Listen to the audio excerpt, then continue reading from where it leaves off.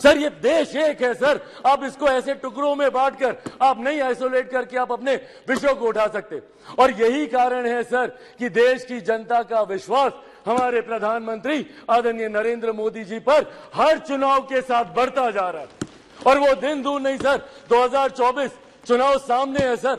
इसी में देख लीजिएगा, 2014 से बड़ा जनादेश 18 में यही सारी बातें हो रही थी, यही सारी बातें 18 में की गई थी। 19 में 2014 से बड़ा जनादेश हम लोग को मिला और 24 में इससे बड़ा जनादेश हम लोग लेकर आएंगे।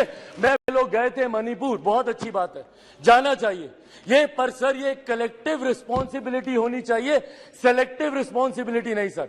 जो लोग मणिपुर गए थे यही लोग सर बिहार भी गए थे। बिहार में क्यों नहीं ये लोग गए दरभंगा, क्यों नहीं गए ये लोग अरवल, क्यों नहीं गए ये लोग मुजफ्फरपुर? अभी बछवाड़ा में सर एक छोटी सी बच्ची के साथ दुष्कर्म करके 10 साल की बच्ची, उसको तेजाब छिड़क कर उसको जलाकर मार दिया गया। उसके शरीर को अपने ही घर में 10 फीट गड्ढे में उसको दफना दिया गया। दलित महिला के साथ सर मुजफ्फरपुर में दुष्कर्म करके उसके शरीर को 2 टुकड़ों में काटकर अर्धनग्न व्यवस्था में सर खेत में फेंक दिया गया। क्यों नहीं गए ये लोग वहां पर? अपने गठबंधन को तो मजबूत करने गए, पर क्यों नहीं ऐसे परिवारों से जाकर मिले? तो सर ये सेलेक्टिव रिस्पॉन्सिबिलिटी जब निभाते हैं सर, हकीकत है देश के किसी भी कोने में किसी भी मां बेटी के साथ ऐसी घटना हो रही है तो वो अक्षम्य है, वो निंदनीय है और उसको कोई बर्दाश्त नहीं कर सकता। और उसमें पूरे सदन को सर एकजुट होना होगा। कल गृह मंत्री जी ने जिस तरीके से अपील की सर, पूरे सदन को इसमें एकजुट होना होगा। इसमें आप आइसोलेट करके नहीं देख सकते कि जहां आपकी सरकार है वहां की घटनाओं को आप छुपाएंगे और जहां दूसरों की सरकार है वहां की घटनाओं को आप उठाएंगे। आपको चर्चा करनी होगी बंगाल पर, चर्चा करनी होगी आपको बिहार पर, चर्चा करनी होगी आपको राजस्थान पर, चर्चा करनी होगी आपको कर्नाटका पर। सर ये देश एक है सर, आप इसको ऐसे टुकड़ों में बांटकर आप नहीं आइसोलेट करके आप अपने विषयों को उठा सकते। और यही कारण है सर कि देश की जनता का विश्वास हमारे प्रधानमंत्री आदरणीय नरेंद्र मोदी जी पर हर चुनाव के साथ बढ़ता जा रहा है। और वो दिन दूर नहीं सर, 2024 चुनाव सामने है सर।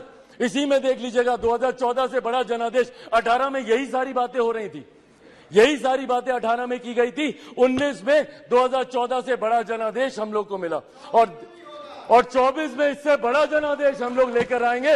मैं बिहारी हूं सर, बिहार से कम मैं विश्वास दिलाता हूं 40 की 40 सीटें हमारा एनडीए गठबंधन जीत कर आएगा, इसमें कहीं कोई शंका नहीं है।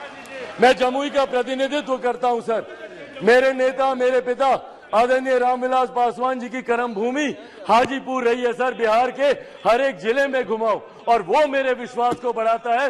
आज बिहार के युवा, देश भर के युवा सर, देश को दुनिया की तीसरी सबसे बड़ी अर्थव्यवस्था बनते हुए देखना चाहते हैं। 2047 में हमारे देश को एक विकसित देश के तौर पर देखना चाहते हैं और इस सपने को कोई पूरा कर सकता है तो वो सिर्फ और सिर्फ हमारे आज के प्रधानमंत्री आदरणीय नरेंद्र मोदी जी ही पूरा कर सकते हैं।